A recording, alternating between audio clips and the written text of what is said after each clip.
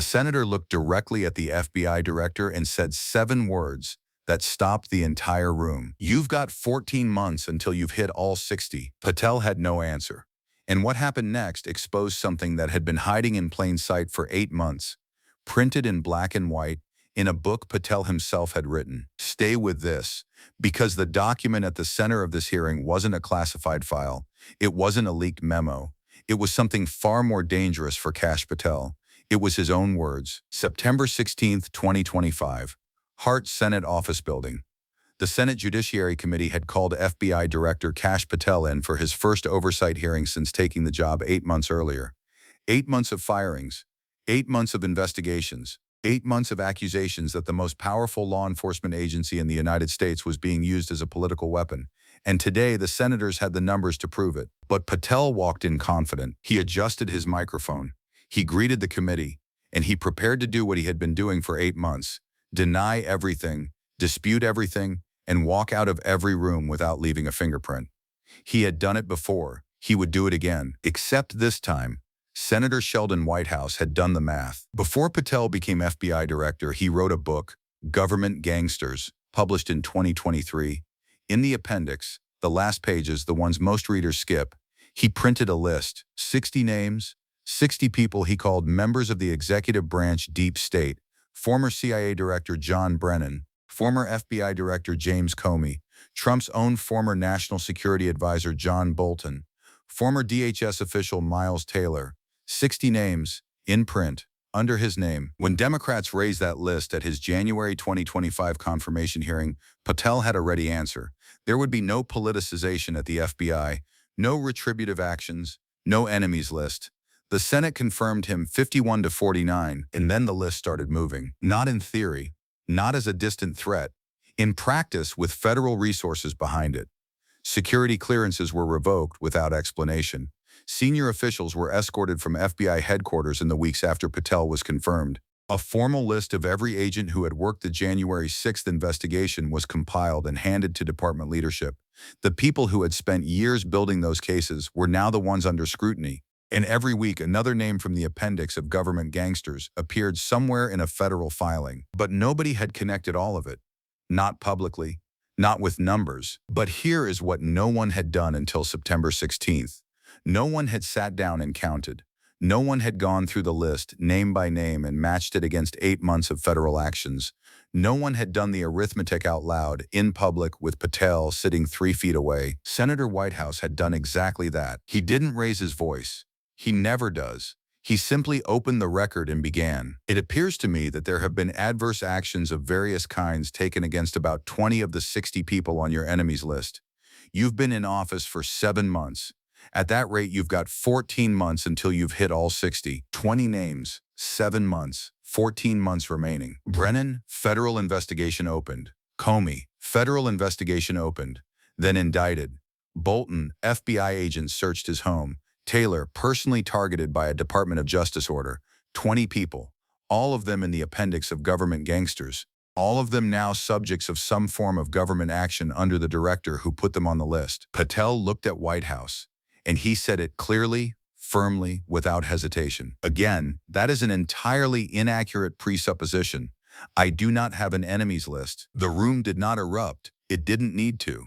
The silence that followed a denial that specific, against numbers that documented, that silence said everything. Think about what that denial required.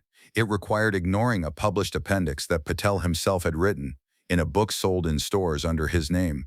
It required dismissing 20 separate federal actions against 20 specific individuals, each of them documented, each of them traceable back to the same list. It required looking at a senator who had spent weeks building the arithmetic, name by name, action by action, and responding with the same phrase Patel had been using since January. Inaccurate presupposition. No list. Move on. Because Whitehouse wasn't finished. He asked Patel to explain the pattern. He asked how it was possible that the people losing their security clearances, facing federal investigations, and watching FBI agents show up at their doors were the exact same people named in a book published 2 years earlier. He asked for any explanation other than the obvious one. Patel held the line. Inaccurate presupposition. The Bureau follows the law. No enemies list. But the math was already in the congressional record. and no denial removes something from the record. Earlier in the hearing, Senator Dick Durbin of Illinois had set the stage for what was coming. He laid two names on the table: Chris Meyer, Walter Giardina, both decorated FBI field officers, both combat veterans, both fired in August 2025. And according to Durbin's information, both fired after Patel had been explicitly warned that the terminations were unlawful. "It appears that you terminated these two agents," Durbin said. "Why?" Patel's answer was immediate. "I'm not going to get into personnel decisions that we made." Durbin didn't move. "So you're not accountable for your decisions to take people who've served our country so admirably and terminate them without any cause?" Patel accused him of presenting a one-sided story. He said every terminated agent had failed to meet the Bureau's standards. He called the framing disgraceful.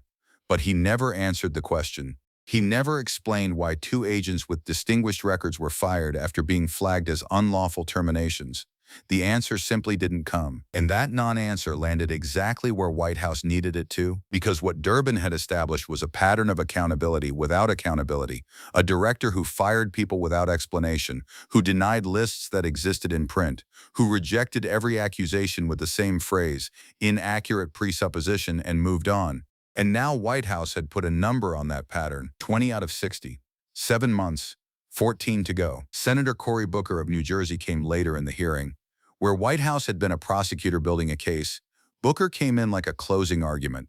He leaned forward. He looked directly at Patel. "Mr. Patel, in just 8 months, you have assaulted the institutional integrity of the FBI." Not a question, a verdict. Booker laid out what 8 months had looked like from inside the Bureau. Career agents watching colleagues disappear.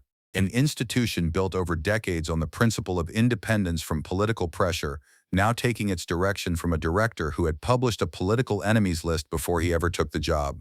He asked Patel how he would answer to the agents who had given their careers to the FBI and now watched it be used as a tool of retribution. Patel pushed back.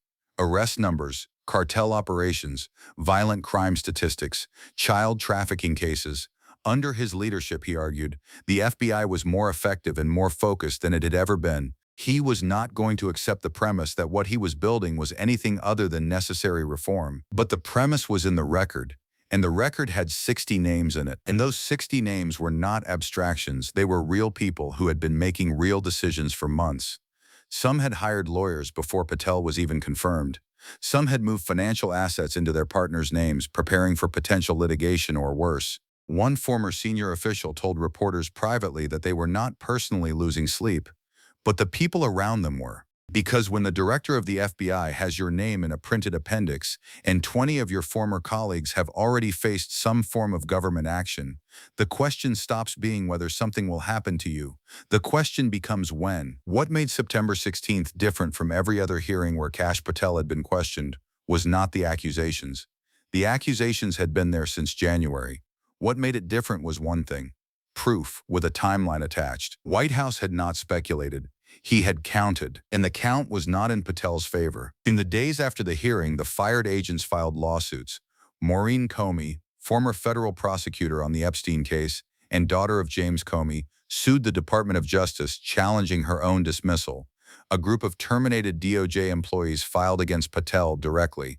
The list of people pushing back was growing as fast as the list of people being targeted. But here is what stayed in the room after the hearing ended. 20 names confirmed, 14 months remaining, a book sitting in the congressional record that the FBI director wrote himself, with 60 names printed in an appendix, and a senator who had stood up and done the one thing no one had done before. He counted. And the 40 names still waiting on that list knew it too. The record called it a pattern. And the 14-month clock had already been running for 7 months before anyone in that room finally said it out loud. The list exists, the numbers prove it, and the room never forgot the silence that followed.